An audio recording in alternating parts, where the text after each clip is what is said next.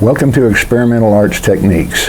My name is John, and I am going to teach you everything I have learned over the last 50 years. It's a long time. I'm 72 years old. I'm an old curmudgeon. My mind isn't what it used to be, and I've got a little script here that I'm going to follow, and every once in a while I'll be referring to it. I don't want to forget anything. My memory isn't as good as it used to be. As I said, my name is John. My experience is in visual communications and art. I've traveled all over the world. I've been to over 120 countries, either visited or lived in.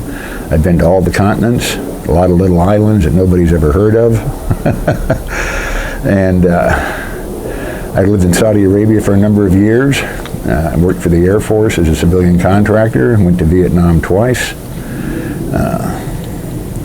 I've had a pretty interesting life, and some of the experiences I've had, especially in the art field, I am going to relay to you.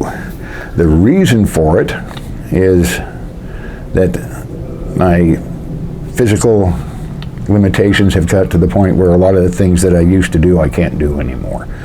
And for that reason, I figure it's time to pass it on to somebody else. The problem is that all these years I have kept my techniques and my processes a closely guarded secret simply because nobody else in the world that I know of is doing what I do. And I've had a lot of people ask me how to do it, and I said, well, I'll tell you what I'm going to do. I said, you pay me $250,000, I'll give you everything I have, all my information, all my knowledge, and we'll go from there. Now you're going to get it all free. That's the least I can do, right? Okay, we're going to talk about different types of wall art. In each, we're going to do a lot of modules. There'll be more than 10 for sure. The types of wall art, and each one of these will be a different module. We're going to talk about what I call finger painting, which is kind of like what you did in elementary school when you smeared a bunch of paint on paper and the teacher held it up and says, ooh, see what this kid did. And then we're going to go into what I call airbrush painting that really doesn't use an airbrush the way I do it, but if you have an airbrush, you can probably make it work, but then again, probably not, and you'll understand why later. Then we also have what I call applique painting, which uses dried paint. And you're wondering, how can you put dry paint on a painting? Well, you'll see. We're going to talk about art bases. That is the canvas and other methods that I use more than I do canvas. I very rarely use canvas. I have, but I would rather do it in other ways. Now, in the canvas section, what we're going to talk about is ways, you know what a gallery wrap is? That's the really thick canvases that are super expensive. They run 10 times more than a regular canvas. I'm going to show you ways to do gallery wrap, or that look like gallery wrap that aren't, and other ways that gallery wrap can't do that we'll be able to show you. I'm going to show you how to do groupings that are permanently grouped, so that you'll see that too. I don't want to go into too much detail now because this thing will run into hours. Then we're going to look at types of foam, and I'm going to give you a quick little thing on the foam. There are essentially two types of foam that you can use.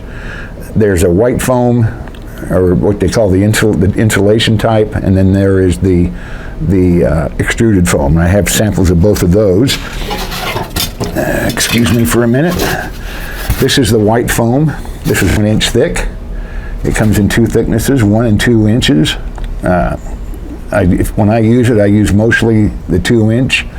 The 1 inch is just a little bit too thin to do anything that I want to, and you'll understand why as we get on into the different modules. The other type is an extruded foam. Looks like this. And this is it comes in two colors that I have seen so far. That is pink and the light blue like this. It's also 1 inch thick. This stuff is really, really, really good for what we're going to do. And you'll see why later. Okay, then we're going to talk also about glass painting. Ways to do stained glass hangings for your windows that are a little bit different than what stained glass does, and how you do that, the materials that you need, the glass itself with the frame. What I usually do is I go to places like Goodwill, garage sales, any of these secondhand stores, and you can buy frames that don't have anything in it. Even if they have something in them, doesn't matter. As long as the glass is intact and the frame is reasonably intact, you can buy those and do what we're going to do, and I'll show you how to do that. We'll also look a little bit at vases, how to do a vase, or different techniques to use on a vase, which also takes into consideration the applique process. And we're going to look at lighting, how to do the little globes that you have up here on your porches and things like that. I'll show you how to do some of those really cool things where you can get some really dramatic lighting. Then we're also going to look at sculptures. I've done different kinds of sculptures. I've done abstracts, I've done large crosses. In fact, I did a 14-foot cross for a church that paid very well. It was 14 feet high. Bookends, abstract sculptures, there's all kinds of things. Sculptures that sit on a pedestal, larger ones. And then we're also going to look at photo framing. This is where I essentially first started, was in photo framing. You know how much framing an 8x10 photo costs these days, or any piece of artwork, a print. I mean, it gets astronomically expensive now. I don't know why that is, but it's got to the point where it's just absolutely crazy. And I am going to show you a way to make your own frames with your own photographs or whatever it is you want to put in them, and have something that you can't get in a frame shop. There's no possible way to get it in a frame shop. You can do multi-photos that also go along with permanent groupings, and photo frames with 3D elements, which I'll show you also at that time. Then we'll get into some of the crafts that I've developed and done over the years. Then I found that the crafts that I do sell very well. One is magnets. The uses and the sizes, you can make them up. I've got a magnet on my refrigerator that's as wide as the refrigerator, and it's really cool. I use photographs for that. They also have coasters, the different types of coasters. You can make them any shape you want, and I'll show you the different ways of doing that. You can put photographs on them, you can put pictures on them, you can do pretty much anything you want. Line art, you can do your own little paintings on them. There's all kinds of things you can do with those. Also, keychains, how to make a keychain, excuse me, and all the different forms and shapes they can take. You can also do the same thing that you do with the magnets, turn it into the same process, different material, but the same process. You can put photographs on them, different shapes, whatever you want to do. We're going to look at cozies, like this one right here. This is my own personal cozy. The nice thing about these is when they're done, the insulation quality goes up 30 to 40%, so it makes them nice. And these you can make very cheaply. You can sell them for a decent price. Okay, boxes, using the wood cigar boxes that you can pick up at cigarette stores. Sometimes they charge you $1 a piece for them. Sometimes you get them free. I go both places to get those. You want to use the wood boxes, not the cardboard boxes. The cardboard boxes warp, and then they get to be really nasty. And there are different things that you can do with those. Then we're going to look at signs, how to make different kinds of signs. I used to make a lot of signs. I made a huge sign for a company that hung outdoors above the door. You can use them for making house numbers. You can do them for making like initials to hang in rooms. There's all different kinds of things to do with signs.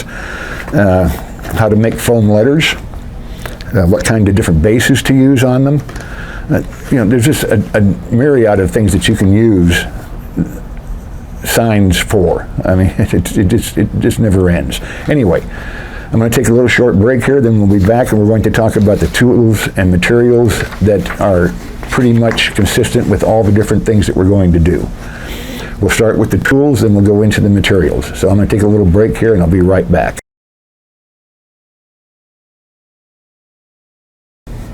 Okay, I'm going to be off camera for most of this part of it, because I need to show everything that we're going on with what is being shown here. This is basic equipment.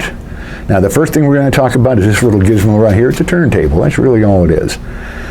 These come in very, very, very handy. You don't absolutely have to have it, but I strongly suggest that you get one of these. This is made up of actually 3 pieces. Take this off. This is just a regular turntable. You can buy them online. They run about $20 or less. They're not expensive. You'll notice that I've got a piece of cardboard in here. This came with it. If yours comes with it, you want to save that because you need it for a template. Now, the big part. You'll notice I've got two different pieces of foam here. This one is cut from the template. You can make these out of wood if you want to, but I prefer foam because you can stick pins in it and stuff like that. Okay. This piece is cut out. The large diameter piece here is 24 inches in diameter. You can see where the cross is on it to get the center of it. What you do is you get some wood glue, Elmer's, and you glue this one to the center of the big one. You notice the black stuff around here. This black stuff is what I call liquid vinyl. It's actually, the trade name is liquid leading. I'd put that on here because you need to figure out some way to keep the foam from chipping off all around it. And this keeps that from happening. So we'll put that back on there, like that. There's your turntable. Comes in very, very handy, especially for a couple of the modules I'm going to show you. The next thing you're going to need are saws. And I've got two different kinds here, and this doesn't include a wood saw. If you have a wood saw, then you've got it, but otherwise you're probably going to need a wood saw as well. Okay, we have two different kinds of saws. This is a normal coping saw. You can buy these anywhere, hobby shops, home improvement centers, whatever. They run somewhere in the neighborhood of $8, give or take $1. Blades are the same way. Sometimes they come with blades, sometimes they don't. You need to buy a pack of blades. I would suggest you get a multi-pack that has different kinds of blades in it, different teeth, that kind of thing. Okay, that's the one that you use a lot. Now, there's also a coping saw that is going to be absolutely essential if you're going to do anything large at all.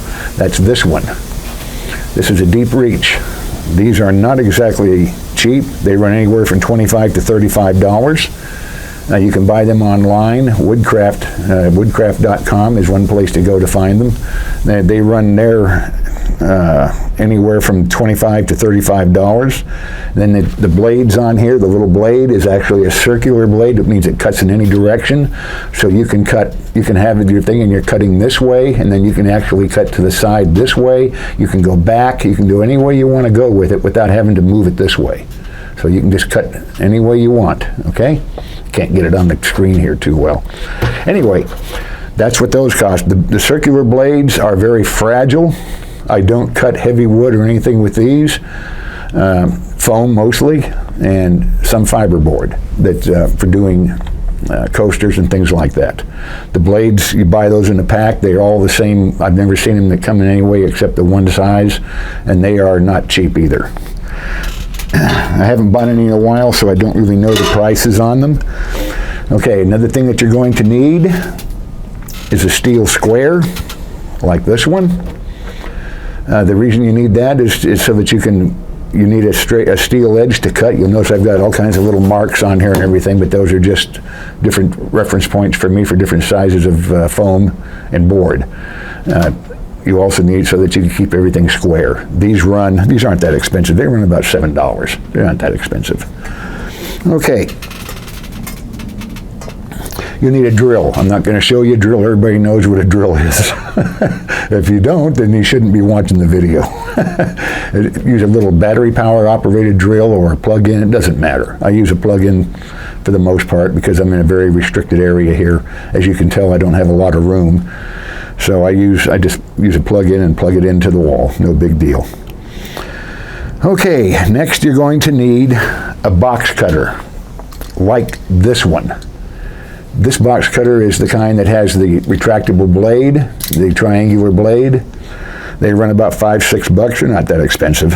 Blades as desired, they come in packs of different, but you need one that has a retractable blade.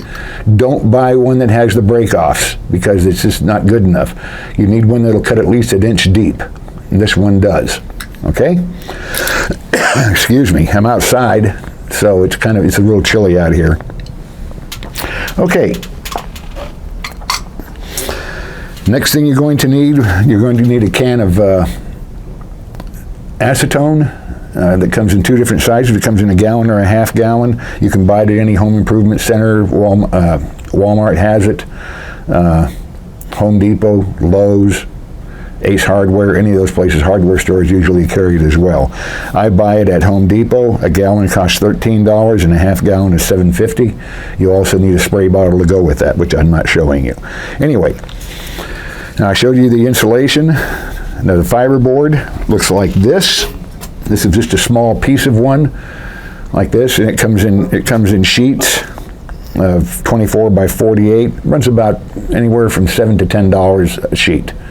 So this is what it looks like. It's a 1/4 inch thick, 3/16, something like that. Anyway, that's fiberboard. There's also the pressed particle board, which I know you've all seen. There's the chipboard. There's all kinds. You can use plywood, but I prefer this simply because I can cut it with the large coping saw, the circular saw blades, and it doesn't damage them. And it's easy to cut. It's light, which is also important. And once you're done with it, it's completely waterproof. Now, if I'd stuck this in water the way it is, you know what would happen. It would just go whoop. Okay. Now we're going to get into one other thing you need are the brushes and a brush cleaner. The brush cleaner looks like this. This is the one that I use. It's just a thing like that, and you'll notice inside it has a there we go. It has a brush cleaner that I glued to the bottom with the 6000 glue. I've been using this for going on, I don't know, 6-7 years, and it's never come off yet, so that's the way to do it. And I bought that online. I don't even know that they're available anymore. I looked for them. I did not find them. That doesn't mean they're not there. I just gave up after a half an hour of searching, but you may find them. Anyway, if you can't find one, don't use the kind that has the little spiral metal thing in it, because those will not work for the kinds of materials that you're going to be using with brushes. There's a way to make one, and it's very simple to do. It's inexpensive. You get you one of these. It's a disposable container for putting stuff in the refrigerator. I would get one about this size or a little bit larger. But make it square, because you're going to have to use a brush like this. Okay? It's a hairbrush. That's really all it is. But what you're going to do is cut the handle off right about there, so that what you have in the end is just that. Okay? On the side, you want to take it and cut it into halves. One half about that long, and the other half leave it full length, because of the different lengths of bristles that you're going to have. Then you put some these 3/6000 on the bottom of it, and you glue it right into the bottom of the pan. Let it sit for overnight, and it'll never come off. Then you fill it with water. That way you can put your bristles across it like this, okay, or this way. It cleans everything out, and you're going to see why. Okay, excuse me. Another thing you might want to get your hands on is one of these. Everybody knows what that is. It's a hairdryer. I got this one at a garage sale. It cost me $1. Works fine. I've been using it for 2 or 3 years. You won't need this all the time, and there are precautionary measures you have to take using one of these, and I will tell you all about that when we get to the point where you're going to need it. Okay? Also, I would suggest you get a 10 or 12 foot extension cord. You'll probably need one of those sooner or later. Anyway, okay, let's get into the basic materials that almost all of the different things that you're going to learn about are going to use. Number 1, wood filler. This is the Elmer's wood filler. It comes in a thing like that. It runs anywhere from, I've seen it at price as high as $12 for a tub like that, and I've seen it as low as like $6. Okay, it just depends. So that's one thing you're going to need. Now we go to the second thing that I use a ton of. This, by the way, I buy by the case. This is gallery glass. All right, what they call liquid leading, I call it liquid vinyl, because that's essentially what it is. It comes in a bottle like that, and it comes in a smaller one. This is made by Plaid. They're the only people that make it that I'm aware of. I've never looked at anybody else or looked for it any other way, and I buy this by the case as well. This can be thinned down, as can this. You can thin it down with water. Everything I use is water soluble except for the acetone and an occasional spray can of spray paint. That's one of them. That's the black. they have another one, gallery glass, that is clear, crystal clear. I mean, it's white in here, but when it dries, it's crystal clear. This can be used as a sealant. It can be used on the bases to provide texture, and it also is very, very good for doing custom glitters if you use a glitter. Excuse me. Anyway, what you do is you pour this in and you just mix in the different glitters you want. Mix it into there. You can make it any thickness you want, any density you want. I use this a lot. When I was doing a lot of glitter for a couple of customers, they couldn't believe that I was getting, where'd you get that glitter? I said, well, I made it. You made it? Yeah. And this is how you make it, is with this and your glitter that you buy in the stores. Okay. Glass paints, I don't have a glass paint out here, but it's just like any other glass paint. That you cannot thin. So you have to be careful on how you use that. Now, as far as paints go, there's one that's a metallic, that's a regular. Those are made by Plaid as well. I use them in that type of a bottle, also in the larger bottle like this one. That's also made by Plaid. Also in a larger bottle like this, if you use a lot of black or white or whatever, that's also made by Plaid. In fact, I gotta tell you, obviously, it looks like, I'd use only Plaid products. That's all I use. Because I think they have the best selection of colors. I like the way it goes on. I like the way it dries. I like everything about it. Now, you're also going to need E6000 adhesive. Let me get that a little bit closer so you can see it. Okay, this is a spray bottle. If you're going to mount photographs and things like that, this is a lot better than using the photo mount, stuff like that, because this, when you first put it on, it's a little bit wet and you can smooth it out and it won't leave any wrinkles in the paper when it dries or the photographs. So that's another thing you're going to need. Okay, also, I'm just going to tell you this right now in case I forget later on. This is an empty bottle. Okay, you'll end up with a lot of these. I save any bottle that runs out of paint. I wash it out and I save them because you're going to need them for thin down paint. Okay, if you don't have any, you can buy this identical bottle without the label on it in any craft store. You buy them in packages. Okay, now we have brushes. There's a brush here like this one here. Let me turn this around so it's not in the way anymore. Do it that way. Okay. Brushes like this, you buy in packages. They're inexpensive. You'll go through a lot of them, as you'll see why a little bit later. So you buy these by the package, okay? They also come like that one. And you can see the difference in the lengths of the things. I prefer, then you get a different brush like this for paint. I prefer the oval tips. Why? I don't know. It's just a matter of personal preference. I'll use flat tips in that, but for the large applications, a lot of times, and they come in different sizes as well, I use the oval tips. Then also you're going to need, for the applique type, you're going to need a fan brush like this. Okay, and then there, of course, the little very thin brushes for detailing and things like that, you'll need those as well. Your brushes for paint, I would suggest that you buy a reasonably priced one. You don't need the most expensive one. I mean, they can run $30, $40. This one cost me, I think, $6. I've been using it for 2 or 3 years. And I also take these and I cut them up. I've got like 6 or 7 of them. What I do is I cut the bristles into different shapes so that I can do different things with them, okay? Palette knives. Buy you a set of palette knives, there's one.